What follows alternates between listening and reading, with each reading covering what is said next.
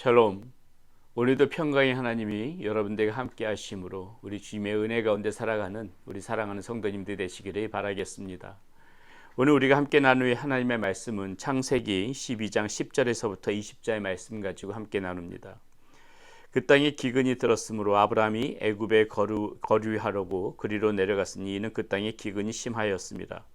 그가 애굽에 가까이 이르렀을 때에 그의 아내 사레에게 말하되 내가 알기에 그대는 아리따운 여인이라. 애굽 사람이 그대를 볼 때 이르기를 이는 그의 아내라 하여 나는 죽이고 그대는 살리리니 원하건대 그대는 나의 누이라 하라. 그러면 내가 그대로 말미암아 안전하고 내 목숨이 그대로 말미암아 보존되리라 하니라. 아브라함이 애굽에 이르렀을 때에 애굽 사람들이 그 여인이 심히 아리따움을 보았고 바로의 고관들도 그를 보고 바로 앞에서 칭찬하므로 그 여인을 바로의 궁으로 이끌어들인지라.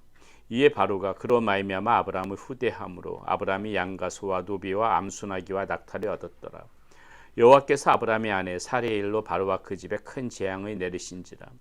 바로가 아브라함을 불러서 이르되 네가 어찌하여 나에게 이렇게 행하였느냐. 네가 어찌하여 그를 내 아내라고 내게 말하지 아니하였느냐.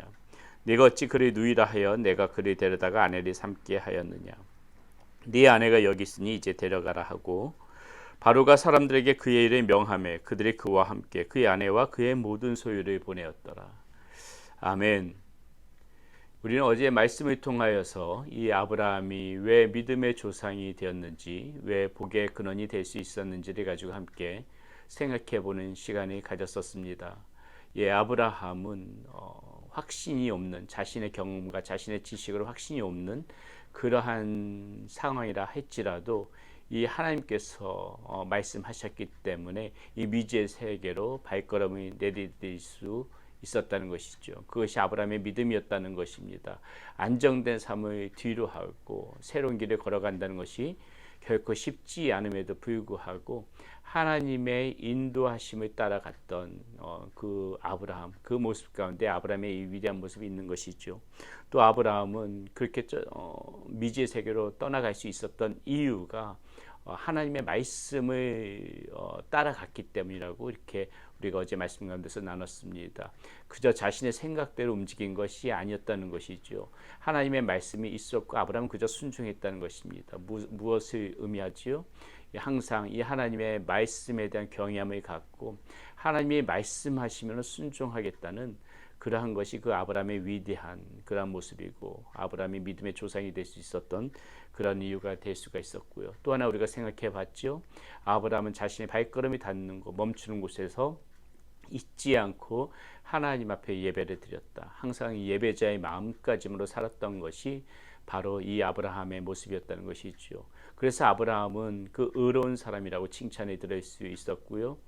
믿음의 조상이라는 그러한 칭호를 들을 수 있었던 것입니다.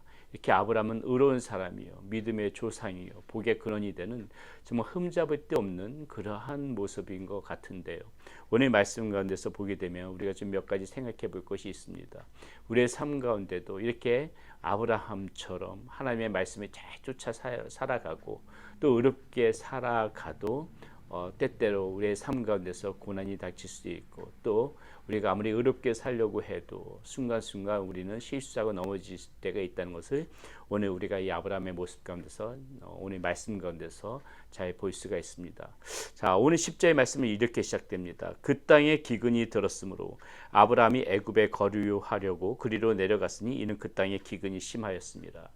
여러분 이 말씀을 보고 어떤 생각이 드십니까? 자, 보세요. 아브라함은 지금 분명히 자신의 의지대로 길을 걸어간 것이 아닙니다. 하나님께서 인도하시는 대로 말씀에 따라서 어제 말씀 가운데서 나왔지만 말씀에 따라서 그렇게 하나님께서 이끄시는 대로 그렇게 아브라함은 쫓아갔는데 그 걸어갔던 그 길에라면은 그 길은 다 평안이 있고 행복하고 복된 일들만 생기고 뭐 그래야 정상 아니겠습니까? 근데 우리 10절의 말씀에 보니까는 그렇게 하나님의 말씀을 따라서 도착해 봤더니 그 땅에 기근이 들었대요. 그 땅에 기근이 있어가지고 뭐 그것도 기근이 아주 심하였다고 합니다. 행복한 그런 복된 장소가 아니라는 것이에요. 고난의 장소라는 것입니다. 어려움의 장소가 있었다는 것이에요. 하나님께서 분명히 이끄셨던 길임에도 불구하고 그 가운데 어려움이 도사리고 있다는 것입니다. 여러분 우리가 이 말씀을 보면서 생각해 볼 수 있는 것이요. 이렇게 하나님이 이끄시고 인도하시는 길이라 할지라도 하나님의 섭리 가운데서 분명히 이런 어려운 시간들이 닥칠 수 있다는 것이에요. 우리 예수님이 마태복음 4장에서 시험 받았던 것도 한번 생각해 볼까요? 예수님께서 광야로 가실 때도 보게 되면 마태복음 4장에 보면 어떻습니까? 분명히 성령님의 이끌려서 광야로 갔다고 이렇게 표현되어 있습니다. 성령님께서 이끄시는 삶이라면 그 삶은 평탄한 곳이 되어져야 하지요. 그 길에는 막힘이 없어야 되는 것입니다. 예수님께서 이렇게 성령이 이끌리면서 가셨는데 결과는 어때요? 거기에 시험이 있다는 것이죠. 마귀의 시험이 있었다는 것입니다. 이것이 무엇을 의미합니까? 하나님의 섭리 가운데서 우리에게 언제든지 이렇게 어려움의 시간들이 있을 수 있다. 이 역경을 넘어가야 되는 그러한 순간이 있을 수 있다. 우리 그것을 알고 살아가야 된다는 것이죠. 무조건 복된 길이 아닙니다. 이 하나님께서는 결국은 우리를 복된 길로 인도하시는데 그 과정 가운데서 분명히 이렇게 역경의 순간, 고난의 순간, 힘든 시간을 우리 분명히 하나님 앞에 바르게 살아가는 사람들도 만날 수 있다는 것, 그거 우리 잊어서는 안 되는 것이죠. 하나님의 뜻 가운데서 오는 이런 어려움들도 얼마든지 있을 수 있다는 것입니다. 또 하나 보게 되면은요, 오늘 말씀 가운데서 이 의의 사람, 정말 이 의로운 사람, 하나님으로부터 칭찬받는 복된 사람, 믿음의 조상 아브라함이 어떻게 합니까?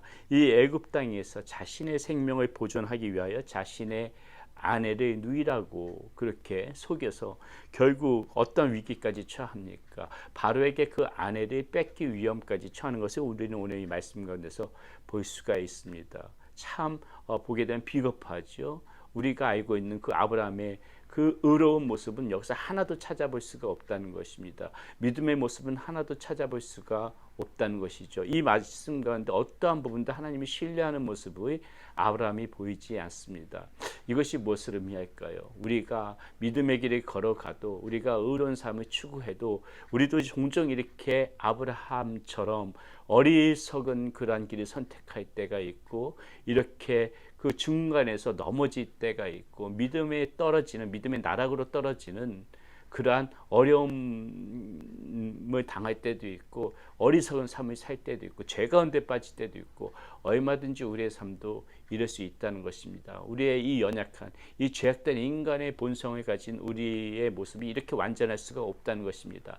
아무리 의로운 사람이라고 이렇게 해도 그 하나님 앞에서 우리는 완전할 수가 없는 것이에요. 오늘 아브라함이 그 모습을 잘 보여주지 않습니까? 자, 우리는 오늘 이 말씀을 통해서 다시 한번 무엇을 생각해 볼 수 있습니까?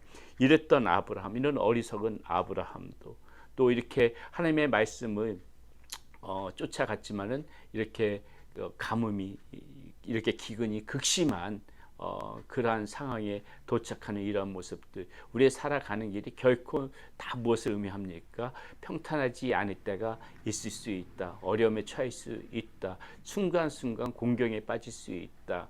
이것이 오늘 말씀 가운데서 보여주는 것인데, 근데 이대로 끝난다면 참 문제가 되어지죠. 근데 어떻습니까?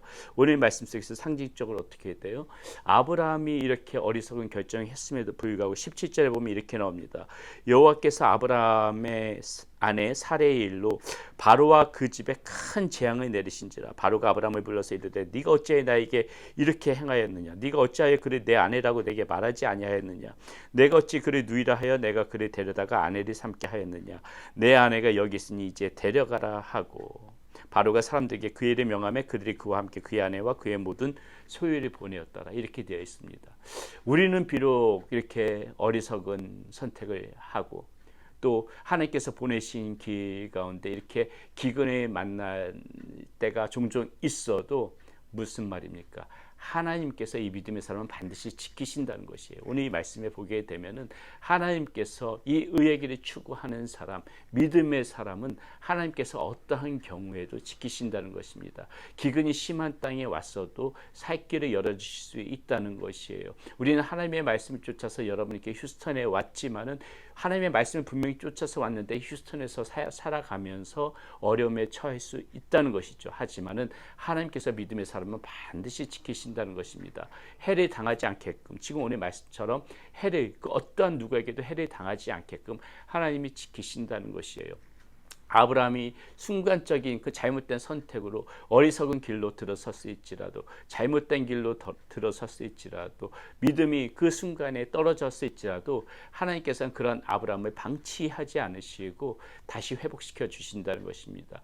의의 사람은 순간적으로 공경에 빠지고 순간적으로 잘못된 길로 걸어갈 수도 있지만은 하나님께서는 그 사람 그래도 반드시 하나님의 능력의 손으로 붙들어 주시고 의의 손으로 붙들어 주셔서 다시 그 굽은 길도 평탄한 길로 이끌어 가시고, 그 떨어졌던 믿음이 떨어지고 잘못된 길을 선택했던 그러한 그 비참한 상황도 하나님께서는 언제든지 이렇게 회복시켜 줄 수 있는 것이 바로 믿음의 사람을 지키시는 이 하나님의 사랑이라는 것입니다. 오늘 저와 여러분들에게도 이 동일하신 하나님의 사랑이 있다는 것을 우리는 항상 생각하고, 우리가 어떠한 상황이 있어도 순간 살아가면서 어려움을 만나도, 또 우리가 잘못된 그것 때문에 우리가 서로 우리가 잘못된 길로 이렇게 발걸음을 내딛었을지라도 우리를 회복시켜 주신 그 하나님을 신뢰하면서 그 하나님 곁에 절대 떠나지 않고 주님을 더욱더 바라보면서 살아야 되겠습니다.